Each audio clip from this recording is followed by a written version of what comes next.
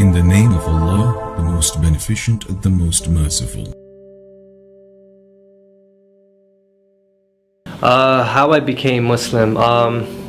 It's going to be about 3 years going on this July, being Muslim. And my journey to Islam was an interesting one because before Islam I used to own a nightclub. And I had this nightclub for about 2 years. And I was 21 when I opened the nightclub. And that club kind of led me more towards Islam. What really happened in that club, we were making a lot of money in that club. I was making anywhere from $10,000 to $30,000 a night, easily on a Friday, Saturday night. And I was very young, making a lot of money at a young age. And the first year of the club, we were doing, very well. Everything was going great, making a lot of money. I was spending a lot of money. I was young, I had money, everything was going great. And coming towards the end of that 1 year, going to the next year, I started going through a lot of issues in the club. A lot of fights, people getting hurt, business was slowing down. Instead of making 10,000, I was making maybe 5,000, 6,000. And for a nightclub that holds 500 people, that's not a lot of money, So I was a little worried, and I come from a Hindu family. My father was a Hindu priest, his father was a Hindu priest, I was supposed to be a Hindu priest, and I was a following Hindu. I actually, used to pray to the idols, pray to the statues every day, every morning. I woke up religiously and, pray to these idols, ask for everything to be okay. Hinduism has a lot of, different idols, different gods. And when I was going through these problems, the first thing that I wanted to do was, go and find out from my family, what should I do? And being a following Hindu family, they advised me to go to the pundit and to do all these different kind of things.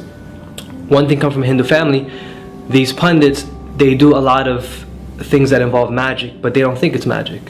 And I kind of got tangled up into that. And when we was going through the issues in the nightclub, he advised me to do certain things. I was getting issues with the police officers. He advised me to do things dealing with mind control for these officers. He advised me to do things to bring people in the door. He told me there was like different kinds of the unseen world, the jinns messing with me from competition clubs. They were doing this kind of magic to me and doing these things to bring me down to try to get this location from me. And business was basically falling. And then when I started doing this magic and all these different things that they were doing, and at the time I didn't know what it was. I thought this was just part of the religion. Business got better. It got better, everything started improving, everything started going great. I used to get about 30 summonses a week, and with this magic they'll all get dismissed, with no problems. Everything was just going great. I did this for a while, and all of a sudden it just stopped working. This was coming close to the end of the 2 years. And it just stopped working, and I didn't know why, and I got upset. It came to the point where it was either I close the nightclub and lose over $800,000, or just fight and go to court and do all these different things, which I did. One weekend I spent over $30,000 in lawyers just, trying to fight, keep this place open. And then I just got fed up. I said, if I'm doing everything that my religion is telling me to do, if I'm praying to all these gods and doing all these things, why is this bad stuff happening to me? I said, I'm a good person, I follow all this stuff, and this is the main thing people say, I'm a good person, and I'm following all these things, why are these bad things happening to me? And I got frustrated, and I said, you know what, take the club. And I left it, and I closed it. And it just so happened a week before these stuff was happening, a friend who was very close with me was with me from the day the club opened. He disappeared for a while. And he was actually learning about Islam. And he showed up that week that all these things were happening to me. He said, what's up? What's going on? I said, everything's okay. Everything's, all these bad stuff is happening. He said, well, listen, I'm looking in this thing called Islam. I said, yeah, Islam, those Muslims, those terrorists, you looking into those things? He said, yeah, they're not what you think they are. I said, really? I said, all right, no problem. I kind of brushed him off, and I went about my business. But then when I finally decided to let the club go and just do all these things, I lost over $800,000. I lost a lot of money, and I was 23 at the time. I lost a lot of money at a young age, and that money is what I worked for. My family's not wealthy. Those were loans, those were, credit cards, those were, hustling, doing all these things just to get that money. And I got fed up. I said, if I'm doing all these things for God, I'm following God, why is these bad stuff happening to me? For a kid to go from making $10,000, $30,000 a night to be negative, it's hard. And I said, I'm following God, I'm doing all these things, why did God leave me? And I said, I don't believe in God, that's it. So I started asking questions and say, you know what, if there's a God, I gotta find out who this God is, because right now I don't think there is a God, because I'm doing everything and it's not working. So I started going on this kind of religious quest, if you want to call it. and I started asking a lot of questions. You know, my father had a lot of like Bhagavad Gitas and all these different kinds of books in the house. I started researching them. I looked at Zakir Naik, all these different these da'is and stuff, and I noticed that in Hinduism, even though Hinduism has over 10, 20, 30 whatever gods that they have a god for everything. The scriptures itself, it says God is one, without a shape, without a partner, without anything. These scriptures say this: God has no shape, he has no form, he's a formless supreme being, he has no parents, he has no offsprings. And the Hindu scriptures say that, the Bhagavad Gita, the Upanishads, the Puranas, all scriptures say the exact same thing. But these Hindus, they're following a mythological story. This is what they're doing, and they teach us this, and we grew up with this. This is how I grew up, and I kind of got fed up. I said, okay, if this is not what it is, then what is it? Because I was taught that I'm the greatest of all because I was born a Hindu, and you can't just become a Hindu, you have to be born a Hindu. And I said, okay, if this is not it, let me look Christianity. I said, Christians are cool, they can eat beef, they can eat pork, they can all this stuff's kind of cool, because I like to eat. So, I thought it was cool, so I looked into it.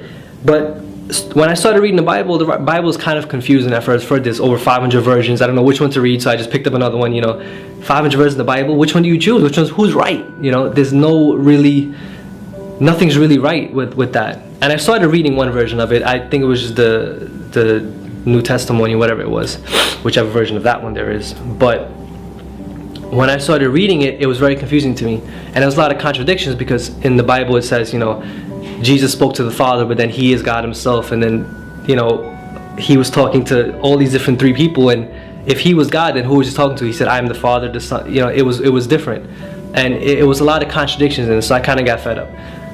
So I went back and I spoke to my friend who was looking into Islam, and he said, let's go check out, let's go get a Quran. So I went, I took a drive down to Brooklyn, and I picked up an English translation of the Quran. And if you ever look at the Quran the first time, it's kind of confusing, English translation, because you don't know what's Baqarah, what's Fatiha, what's all these, so you don't know what this is. Like, why am I reading about a cow? What is all this stuff? So I just kind of opened it to some random page, and I don't remember the exact ayah, I have it written down, but what it basically, the ayah said to me was that, it